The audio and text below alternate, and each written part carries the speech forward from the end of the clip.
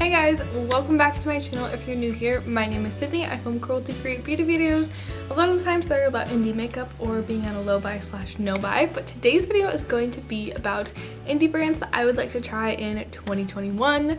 You guys, I actually tried a lot of the brands that were on my to try list for 2020 this year, which was super awesome, but I feel like it's getting, I don't want to say more difficult because that just sounds ridiculous, but I feel like I'm becoming much more selective with the makeup that I'm purchasing, which is good because that was the whole point of my no buy that just ended.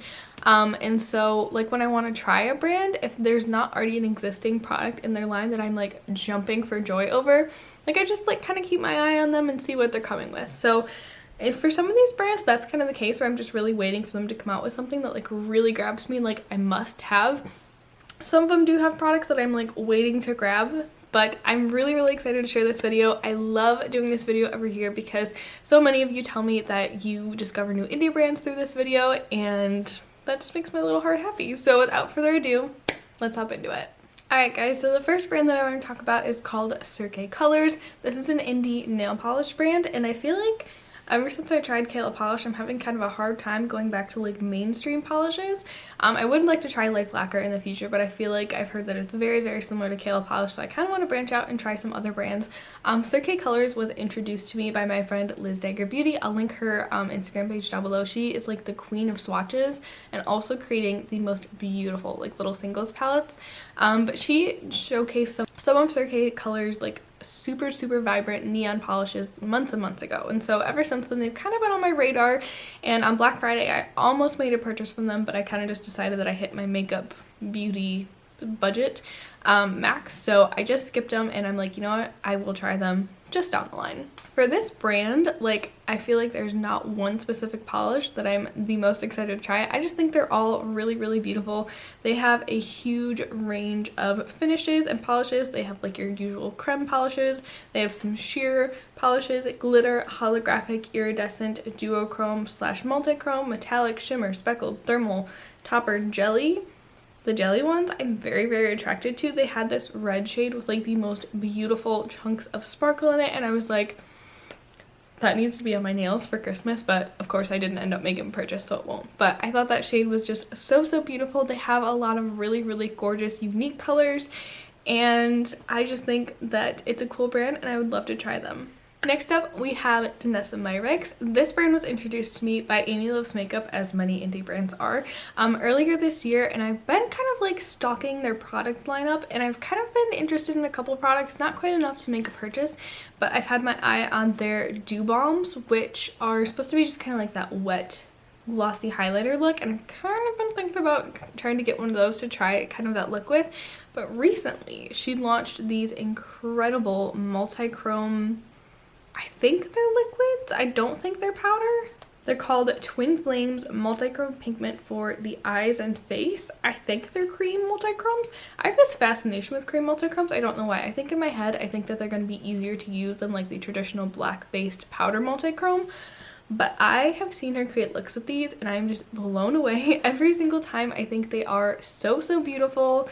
They are, I want to say, a little bit more on the pricey side. I'm kind of kicking myself because they just had a sale for Black Friday, and I like didn't even know that these were around. I didn't know they had launched, and I kind of wish I would have grabbed them while that sale was happening. I'm sure these weren't on sale, but like maybe some other things would have been on sale.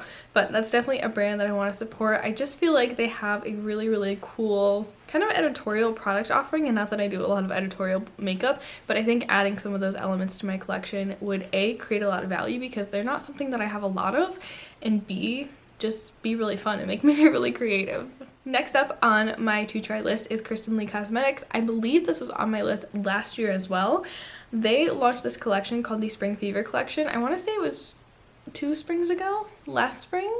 I don't know, but it is one of my favorite single eyeshadow collections to this day. I've been drooling over it for so long. They actually did a little restock of most of the shades, and I was like this close to purchasing the entire bundle. Well, they don't really even have it available as a bundle anymore, but I was this close to purchasing all of them, but I was like, you know what? You just bought some single shadows, let's wait a little bit. So that's what I'm really dying to try from the brand. This collection just really screams to me. But I'm also interested in their glimmer gels. These are like multi-chrome cream gel things for your face, eyes, and lips, I believe. They are an interesting little product, and again, I'm just very, very attracted to these like multi-chromatic creams. I don't know why. I think they're just gonna like slap on my eye and look incredibly beautiful in like an instant. But I think that these are so pretty. Definitely a product that I'm interested in trying. She just repackaged them to be in like squeezy tubes instead of pots, which I don't know how I feel about that. I feel like it's probably more hygienic, but like I feel like I'll squeeze too much out, you know? But that's another product from the brand that really intrigues me that I'd like to try this year. Okay, I kind of can't believe I'm putting this brand on here, but you guys, Glam Light has grown on me. I have said many times on my channel that I'm not a huge fan of the food themed packaging that Glam Light does.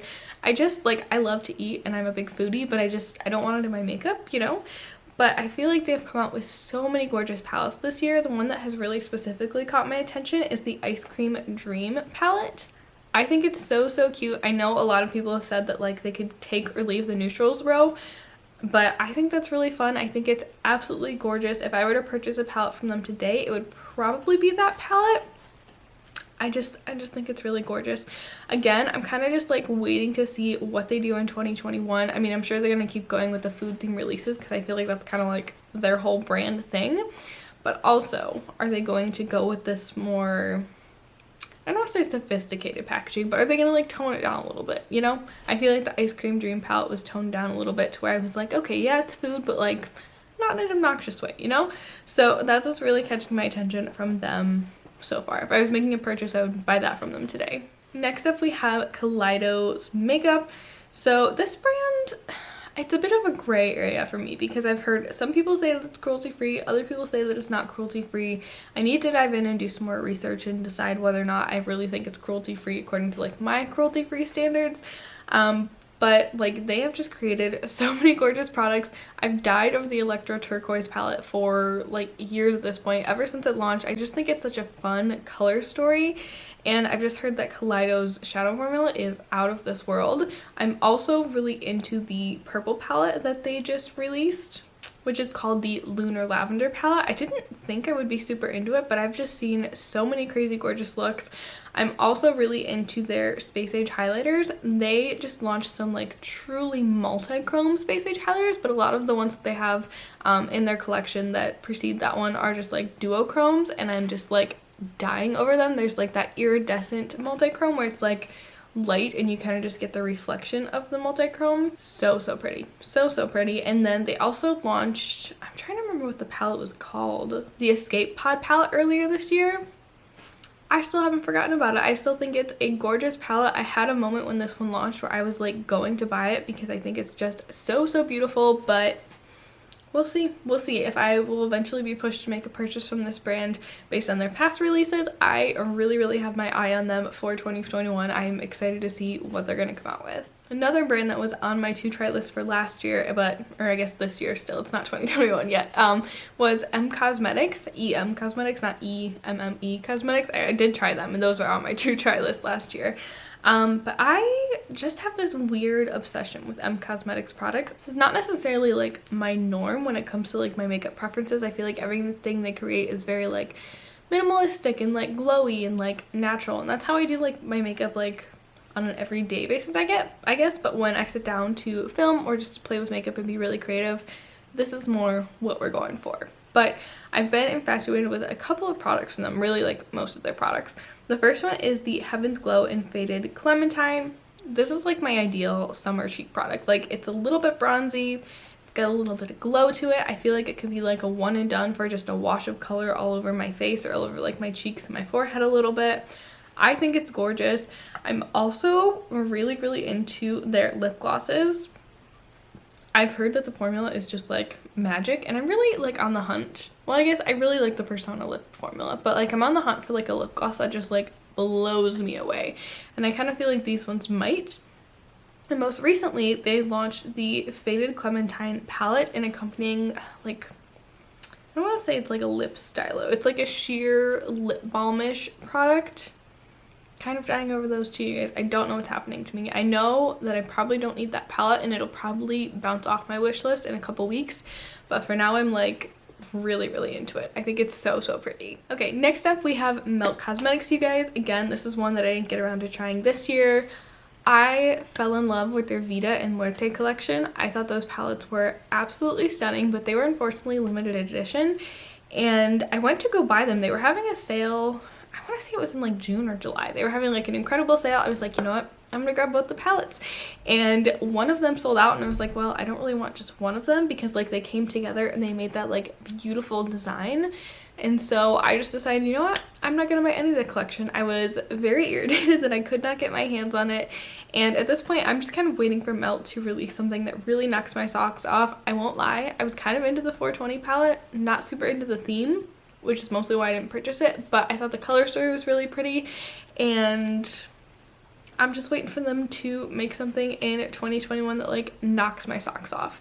I feel like another reason I haven't tried Melt yet is because they're a little bit on the pricier side. I believe their palettes are in like the $60 range, which is, it's a little bit up there, but I feel like since I'm buying less makeup right now, I mean, not that that gives me permission to spend like a ridiculous amount of money on makeup, but if I keep at this rate that I'm at of spending less makeup, I feel like maybe I'll be a little more okay with splurging on myself occasionally on those higher ticket items if I'm not buying quite as much. So we'll see. Maybe 2021 will be the year that I purchase something from Melt from the get-go, like as soon as it launches. Okay, you guys, the final brand that I want to try in 2021 is called Beauty Bar Baby. I am so curious about this brand, you guys. I feel like I have seen so many beautiful swatches of their shadows. It seems like they have quite a few of those kind of like sheer iridescent-y duochrome, multi-chrome shadows that are just like so beautiful and that just totally take my breath away. The one that really, really caught my attention most recently is called Time Warp. It's like this beautiful, soft purpley shade. So pretty. I'm also really into the shade Blue Lightning. It's this beautiful like soft blue green reflecting shadow. It's so pretty. I feel like they have so many gorgeous singles, and I want them all. I want them all, I won't lie. So I definitely see a Beauty Bar Baby future. Oh my gosh, I definitely see a Beauty Bar Baby order in my future. But I think that's gonna wrap this video up, you guys. I hope that you enjoyed it. I had so much fun kind of digging into indie brands and sharing the ones that I'm really looking forward to trying in 2021.